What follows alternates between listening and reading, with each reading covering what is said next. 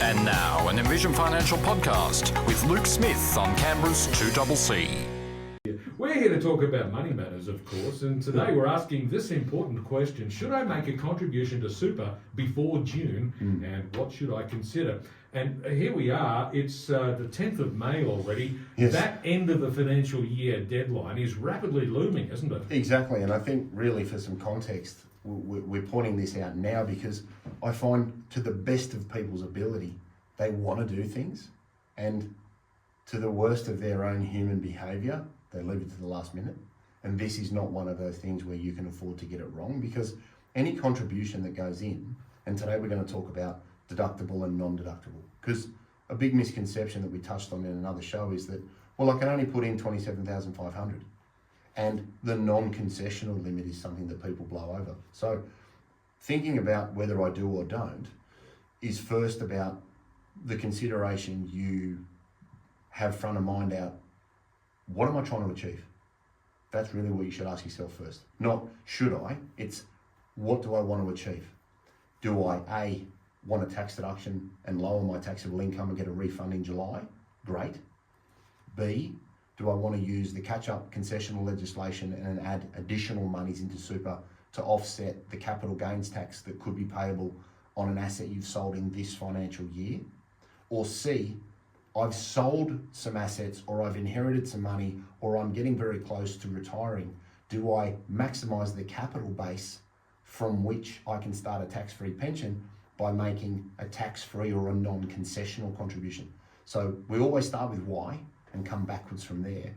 And I think it's a good starting point, and then we can delve into the pros and cons of the various options that are available to people. All right, so how do people go about claiming a deduction before June? How does it actually work? Yeah, so first of all, we need to keep in mind that there is an annual limit that you can adhere to, well, you have to adhere to, and that's 27,500. Now, that is indexing to $30,000 from the 1st of July. So next year you'll be able to put in a little bit more. Yeah. And the government is very kindly working up to that $100,000 limit that we had in 2000. Right. If you can believe that. That's actually hard to say. But from the 1st of July, you've got 30,000 to work with. This year, it's still 27,500. Now, that includes what you put in and what work puts in from any form of employment. It's not per job. It's not per employer. So I have a lot of people come in and go, well, I've done some there, but I'll do another 27,500 over here because I've got a second job. No. One limit from all sources, from you and your employer. Wait a minute, hold the bus. What if I've got more than one super account? Doesn't matter. I can't put in 27.5 here, 27.5 there. Nope. It's a totally different account. Correct. But I can't do it. Under the same rainbow. Oh dear. Correct. Love your thinking. Love to be able to do it. Wish it worked like that. Everybody'd have 15 super funds. So one limit from all sources, and you claim a deduction. Funds must be cleared in the bank account of the super fund well before 30 June. So if 30 June is on a Saturday, do not make a transfer on the 29th, because it'll be in the air. There'll be some tears on Monday. And not only have you missed out on a tax deduction this year, you've blown up next year. You'll be pleased to know that the 30th of June this year is not on a Saturday. It's actually on a Sunday, so it's even worse. So it's even worse. So now we've got to have funds cleared by the 28th. So you need money at worst in your super fund bank account by Friday at 3 o'clock, or you're going to miss out on your deduction. Second part of making a deductible contribution is you must tell the fund that you're going to claim a deduction if you have used your own money. All super funds assume that money that comes from the member is tax-free unless they are notified otherwise. And that's where the ATO standard form, which is a notice of intent, comes into play. So you look at your scenario and you say, okay, I get $17,500 from my employer. I have $10,000 of what we call cap space. I take that money out of my offset account, out of my home loan, out of my wife's handbag, out of my husband's tracksuit pants pocket, wherever you can get it from. Out of my secret bank account that other people don't know about. Exactly. Except the government, they know everything. Correct. And you put the money into your fund. Second, I get that notice of intent and I put my personal details on the front page. At the bottom of that front page, I put the super fund that I've put the money into. And on the second page it says, are you making a deduction? Yes. How much is that deduction? This much. And those two numbers should match. You sign it, you send it into your fund. Now, it doesn't end there. What will happen from that point is the fund will write back to you and say, hey Leon, thanks very much for the notice of intent.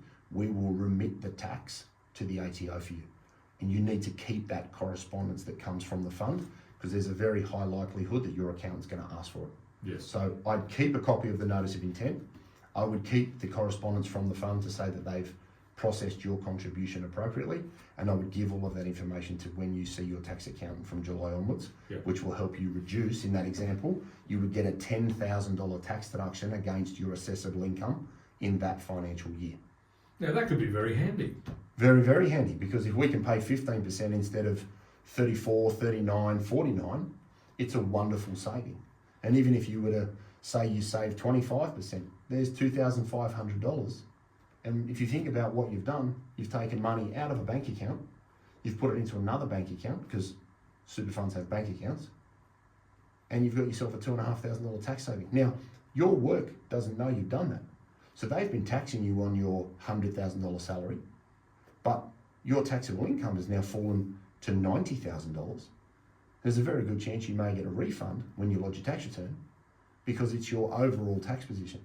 And that's why I mentioned a little bit earlier, if you've sold an asset during the year and you have capital gains tax, think about looking or considering the concessional catch-up rules, because that will let you go back to the 2019 financial year and use any space that you haven't already put in up to the annual limit for each of those years. So that could be a really, really good strategy for you to lower the capital gains tax. Because if you put in, we had one last week, it was $65,000 goes in, you've got a $65,000 tax deduction, which will help lessen the pain of the capital gains liability you may have from selling the investment property or some CBA shares or something else. So think about these in conjunction with your broader strategy to accumulate assets and use them to your advantage, because it is very, very positive.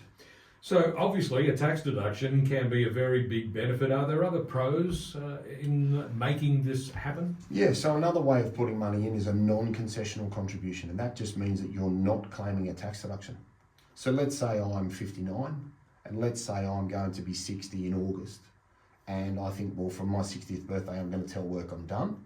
So you want to get as much money as you can into super using the allowable limits. Now, $27,500 is for a tax deduction. $110,000 is a non-concessional limit, or you can do 3 times that, or $330,000 in one go, and bring forward a few extra years. But that precludes you from making that type of contribution for the year that you do it and 2 more. Yeah. Now, why would I do that? Say I have sold an investment property. Say I have downsized my house. Say I have inherited some money. Say I've sold my business and I can't get it all, where I need it. You can put that money into superannuation. It goes in tax-free.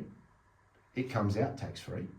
It's very, very good from an estate planning perspective, because if you start a pension with that tax-free money going in, it's tax-free to your children.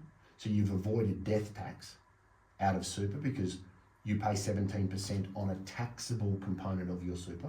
So it's free to put in, it's free to take out, it's earning at the super fund tax rate, which we know in a pension is 0. You know what? The politicians will tell you we don't have a death tax in Australia, won't they? Well, they say that, but they'll be lying through their teeth.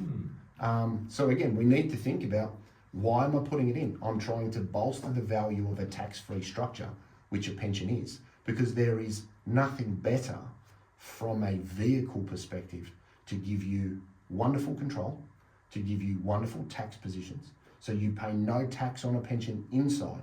You pay no tax on a pension coming out to you up to 1.9 million. And it's a wonderful vehicle to be able to do that. Now, I say vehicle, right? Super and pensions are not risky. They are just vehicles to hold your money. What you do with that money inside that vehicle then brings in that risk component, because a term deposit is a term deposit is a term deposit, whether it's in my name, your name, a super fund or a trust.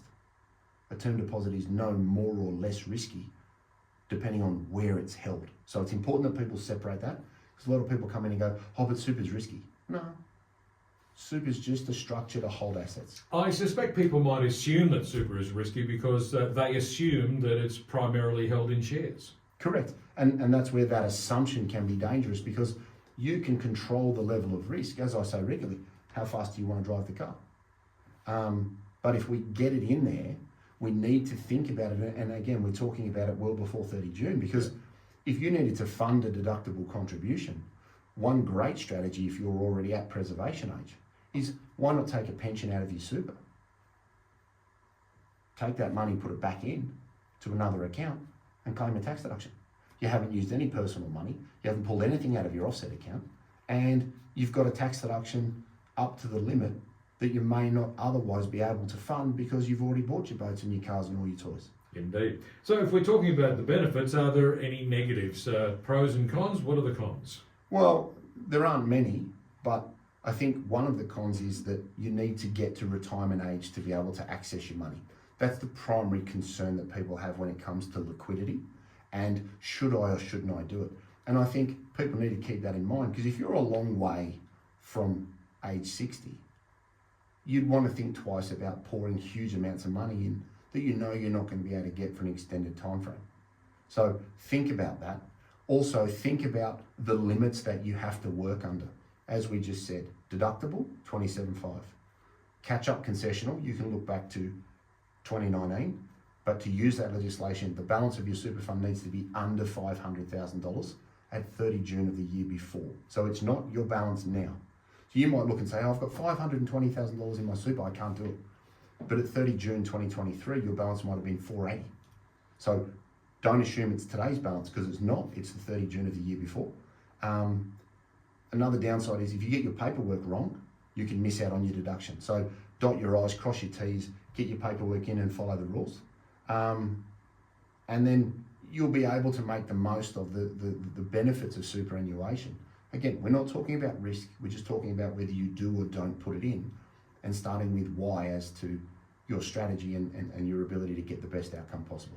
Luke Smith from Envision Financial is with me in the studio today. We're asking the question, should I make a contribution to super before the end of June, and what should I consider?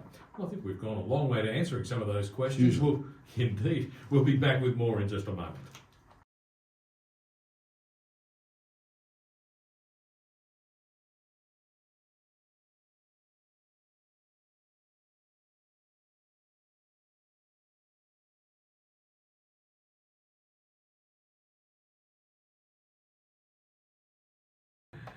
Well, it's about 6 minutes to 5 now. Luke Smith from Envision Financial is with me in the studio today. We're talking about making a contribution to our super before the end of the financial year. So what are the key things that people need to remember about making an extra contribution? I think the first thing, as we said before the ad break, is understand why you're doing it, and don't assume that doing it is good. And I'll give you a little example. If you earn $50,000 or $40,000 working part-time, and that's your only taxable income, you don't necessarily want to put $27,500 in, because your tax rate would be less than 15%. And if you put $27,500 in and pay 15% contributions tax, you're actually costing yourself money. So I love that people are thinking, I need to add to super, but you could add that money in as a non-concessional contribution, get more into super, not pay the tax, and still be in a better overall tax position. So consider your cash flow and your tax position first. Remember, there are limits, 27,500 in relation to the deductible limit, and 110,000. Now that will move to 120,000 from 1 July because they've indexed that a little bit. You can look back until 2019 to use the concessional cap space. We said that you can only reach the limit of 27,500 from personal and employer contributions from an unlimited amount of employers and an unlimited amount of super funds. You don't get to apply it per employer. So remember, it's one limit for all of your employer contributions. I think you need to make sure you get your paperwork right. That notice of intent is vital in you attaining a tax deduction for the money that you've put in. If you don't put it in, then it'll be treated as a non-concessional contribution by the fund and you won't get a tax deduction. Get the money in cleared funds before 30 June, or as we said before the ad break, by the 28th, because Sunday is June 30, so get it done by that Friday. Don't leave it, because the bank won't clear the money on the weekend. And in fact, don't do it on the Friday, because that's leaving it too late as well. It's got to be cleared in the bank, so you need to be doing it at worst, I'd say Wednesday, Thursday with an OSCO payment. But Seriously, I'd do it the week before. I'd do it 1st of June, but, you know. Or if you're not sure, call your fund, because you might be, again, horribly surprised that funds say, oh, well, cut-off is the 25th, cut-off is the 24th, because they have their own rules. Right. And, you know, you could suffer by assumption. Yes. Use a pension. If you're 60 and over, you can use transition, or you have an account-based pension. Use a pension to pull the money out to then put it back into another fund to fund your deduction. Remember that a 20% tax deduction could be better than 6% on your home loan. Yes. So again, that maths is very, very good. So don't be afraid to use your offset account to fund a contribution. And be prepared. I think that's what we want, because we're talking about this now, 10th of May, my little brother's birthday. Happy birthday, Barney. But you've got 6 or 7 weeks now to be organised. Now's the time to be organised. It's not, oh, but I, and nobody, and I wish I'd, and we could have. Don't have any of those, because that's some very expensive tax for you being lazy if you're too late. So you've been warned. We've given you your options. We've given you your limits. We've even told you how to do it. So you know, there's something there for everyone to consider. But start with why, and come backwards from there. And if you're still confused, Luke, where can listeners get more information? Yeah. Look, I don't know if you can get an appointment before the 30th of June, but 6260-4749. We've got envisionfinancial.com.au on the internet. That's Envision with an E. We've got the podcast, The Strategy Stack, at Luke Talks Money on iTunes and Spotify. We've got the YouTube channel, Envision Financial Canberra. There will be a video there that we've done in the past on a similar strategy, so check that out. We've got YouTube Shorts, we've got the Strategy Stacker on the TikToker, and all of these types of strategies and considerations, rules, do's and don'ts, are all in Smart Money Strategy, your ultimate guide to financial planning. The book we dropped last year, I can't believe it's been a year, but Dymocks, all good bookstores, Amazon, Booktopia, you can get it just about everywhere. Sensational. Luke, thanks very much. See you next week. Catch you again next Friday when Luke Smith is back on 2CC.